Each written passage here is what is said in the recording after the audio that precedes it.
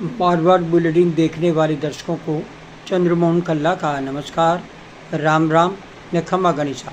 आज के समाचारों में दिल्ली में नीट परीक्षा व शिक्षा ढांचे को सुधारने की मांग को लेकर जंतर मंतर पर बुधवार को भी हजारों युवाओं का प्रदर्शन जारी है।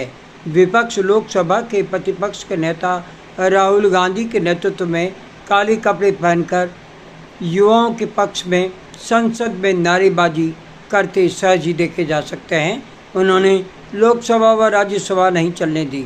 जंतर मंतर पर युवाओं की बढ़ रही भीड़ के चलते सरकार ने 16 दिल्ली के मेट्रो ट्रेन बंद कर दिए हैं। इधर मंत्री जितेंद्र सिंह और जेपी नड्डा सामाजिक कार्यकर्ता वांगचुक से मिलने बदले हुए अस्पताल वेदांता पहुँचे।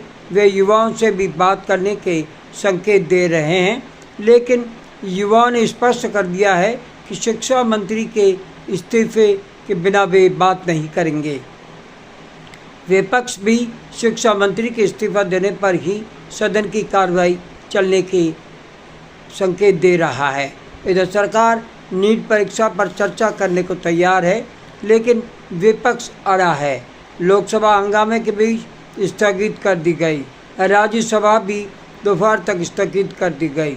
दिल्ली के जंतर मंतर पर युवाओं का प्रदर्शन लगातार जारी है। दूसरी ओर संसद के मानसून सत्र में भी इस मुद्दे की गूंज सुनाई दी। विपक्षी दलों के सांसद काले कपड़े पहनकर संसद पहुंचे और युवाओं की मांगों के समर्थन में केंद्र सरकार को घेरने की कोशिश की, नारेबाजी की।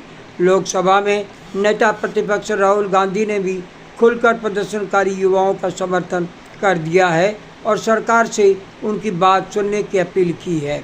दिल्ली के जंतर मंतर पर युवाओं का आंदोलन थमने का नाम नहीं ले रहा।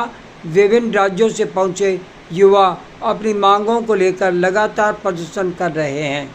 आंदोलन के समर्थन में विपक्ष भी अब खुलकर के मैदान पर उतर आया है। संसद के मानसून सत्र के दौरान विपक्षी सांसद काले कपड़े पहनकर संसद पहुंचे और सरकार के खिलाफ विरोध दर्ज कराया।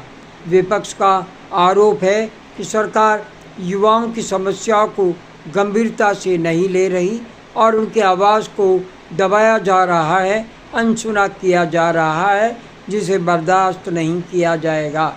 लोकसभा में नेता प्रतिपक्ष राहुल गांधी ने प्रदर्शनकारी युवाओं का समर्थन करते हुए कहा कि युवाओं की मांगों को लोकतांत्रिक तरीके से सुना जाना चाहिए।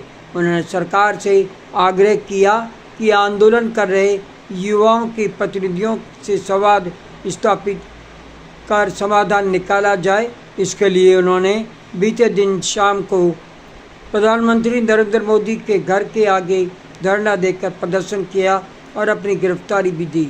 उधर जंतर मंतर पर प्रदर्शनकारी युवाओं ने स्पष्ट किया कि जब तक उनकी मांगों पर ठोस निर्णय नहीं लिया जाता, जब तक उनका आंदोलन जारी रहेगा। प्रदर्शन स्थल पर सुरक्षा के कड़े इंतजाम किए गए हैं और पुलिस स्थिति पर लगातार नज़र बनाए हुए हैं। जंतर मंतर से उठी युवाओं की आवाज़ अब संसद तक पहुंच चुकी है। एक और प्रदर्शन जारी है तो दूसरी ओर राजनीतिक दल भी इसे बड़ा मुद्दा बना रहे हैं। अब सबकी निगाहें इस बात पर है कि सरकार आंदोलनकारी युवाओं की मांगों पर क्या रुख अपनाती है और समाधान की दिशा में क्या कदम उठाती है। इसके साथ ही मारवाड़ बुलेटिन में समाचार समाप्त करने की चंद्रमोहन कल्ला को इजाज़त दीजिए। कल फिर मिलेंगे। जय हिंद।